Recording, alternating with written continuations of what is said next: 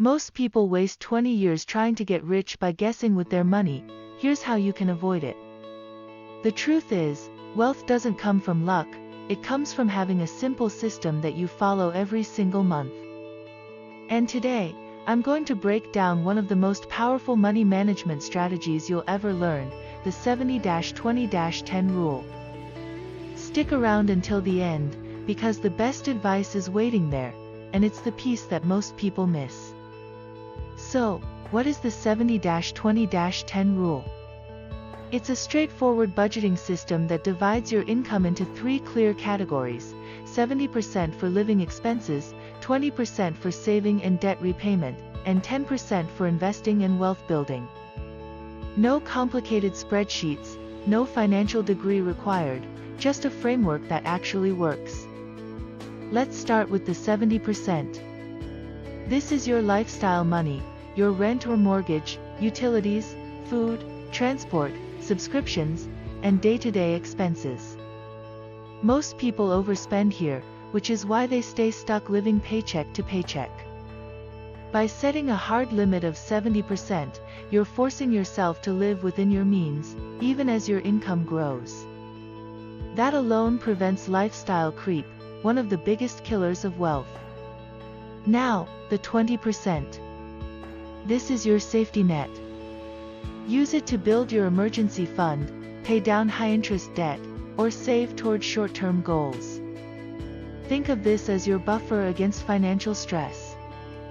Most people ignore this category until a crisis hits, then wonder why they're broke.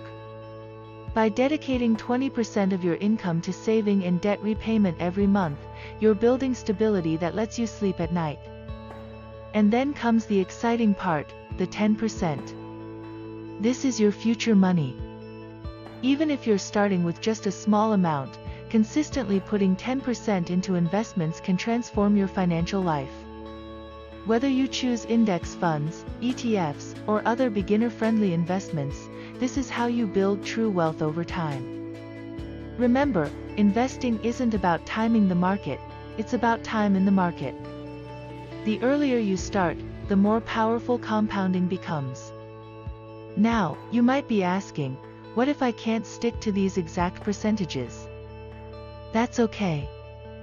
The rule is flexible. Maybe you start with 80-15-5 and gradually shift as you cut expenses and grow your income.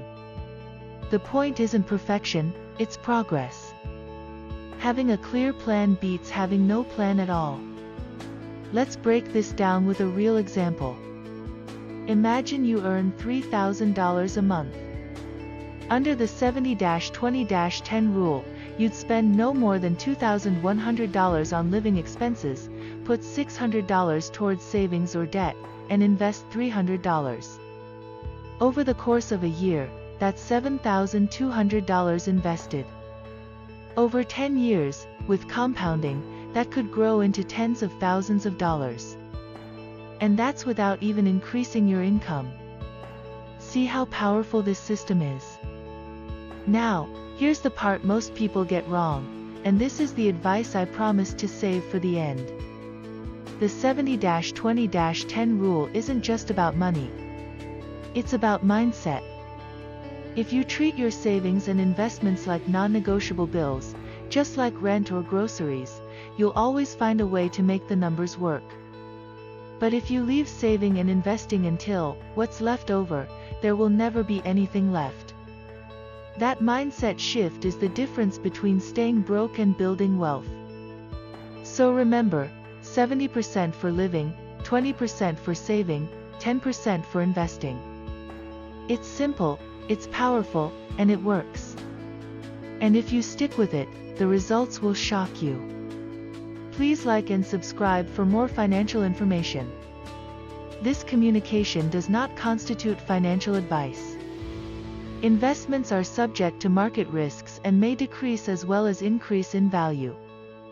You should conduct your own due diligence and consult with a qualified financial advisor before making any investment decisions.